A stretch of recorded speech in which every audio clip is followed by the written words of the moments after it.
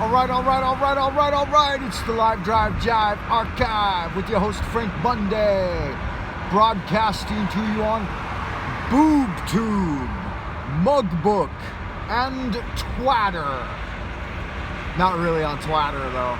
Good morning, good evening, good afternoon, wherever you may be on this Thursday, October 21st.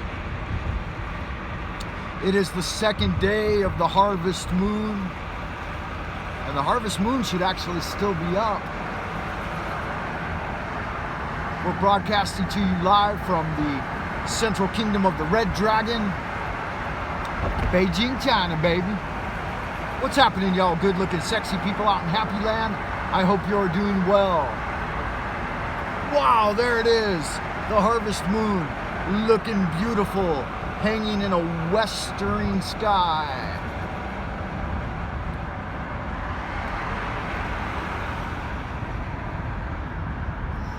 Gorgeous. We have left on time this morning, and we're going straight through the CBD.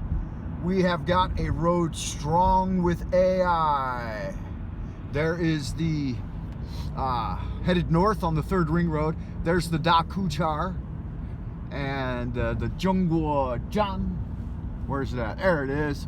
Tallest building in Beijing, towering in it 515 meters, I believe, which is approximately 3 times 5, 1,500 feet. Wow, Da Kuchar looking good, man. It's nice to drive by these iconic buildings first thing in the morning. Kind of reminds you where you are. Not that anybody needed a reminder.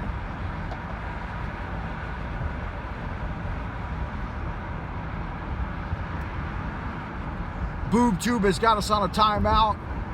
And while on my timeout on BoobTube, I started looking through other people's posts about similar topics for the reason I got the community strike. And there's actually quite a few folks out there that routinely say far worse than I ever did. And so I wonder if all of their accounts have gotten strikes too.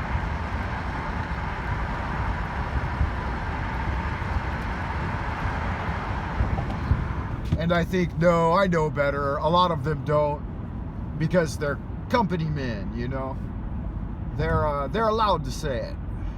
Rules for thee and not for we is the way it goes out in Happy Land. Alrighty, right. Spent a good amount of time in Dreamland. Last night I got home in the afternoon and went straight in, man. I got into a not a philosophical debate, but a literary criticism debate with a guy online about Blavatsky and her secret doctrine. Some folks laud her, and I remember I read or attempted to read The Secret Doctrine like right after high school, so early 90s. And I got myself a copy of it. It's still sitting on the bookshelf. And I had gone through it and thought, okay, this seems like a lot of other stuff that I've already looked at, like Hinduism, Hermeticism, etc., etc. And some of it was just direct copying from other works.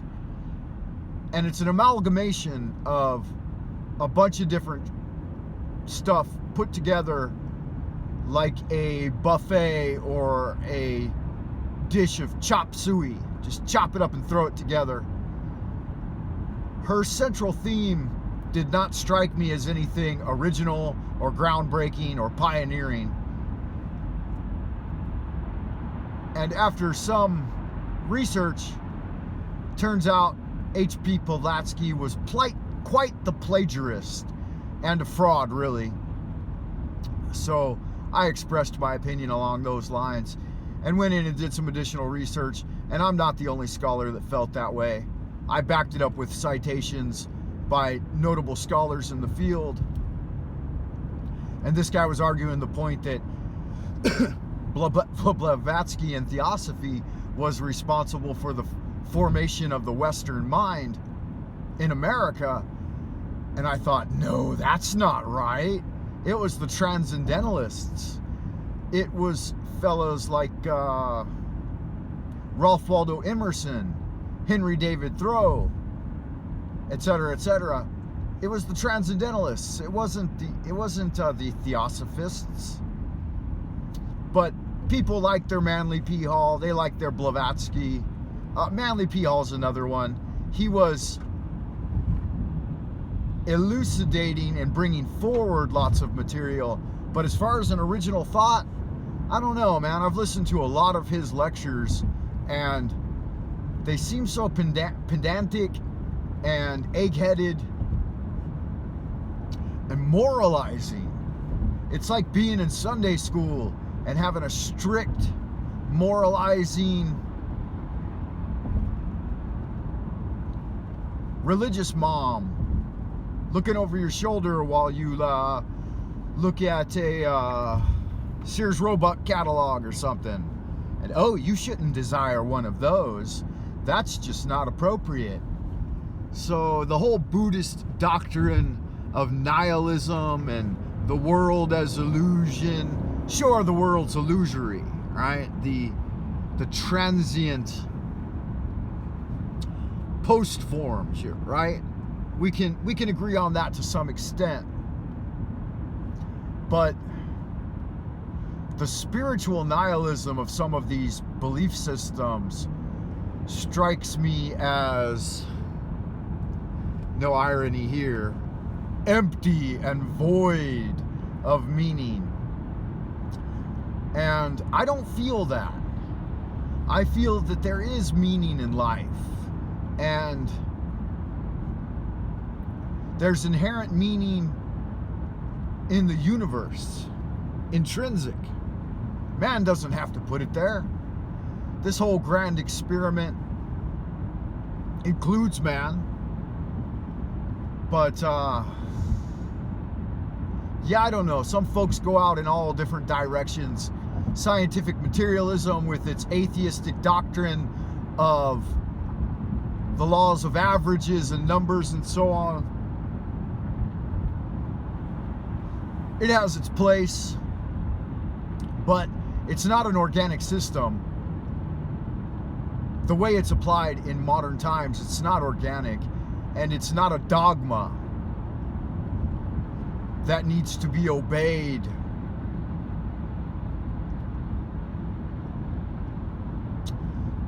And the highest authority in life should be the concourse of finding balance. There are many spheres within an individual's life: family, society, career, that you have to interact with, individual and self, and it's necessary to find a balance. Magic is the answer for me, and as far as the philosophy goes, it's Taoism. I think these ideas are better absorbed and understood by the tenets of their original works. And I'm not opposed to synthesized commentaries and new distillations of that material, not at all. Yet the adept needs to go back to the original works and try to absorb some of the flavor and deeper understanding based on the time-space contextual elements of when, where, and why they were created, and those ones of timeless value that transcend and supersede the place and people and have been brought forward by the mystery schools into modern time, I think those are of the highest value. And that brings us to our section where we should probably get in some yo's. Hey, yo, everybody, if you're ever out there and you're feeling down, like the world's got you by the balls, think of your old good friend Rocky and give him a yo. Yo, keep punching. That'll give you the eye of the tiger. You know, really clears the palate. I love y'all good looking sexy people out in Happy Land, and I will see you in the abodes of the future. Until next time.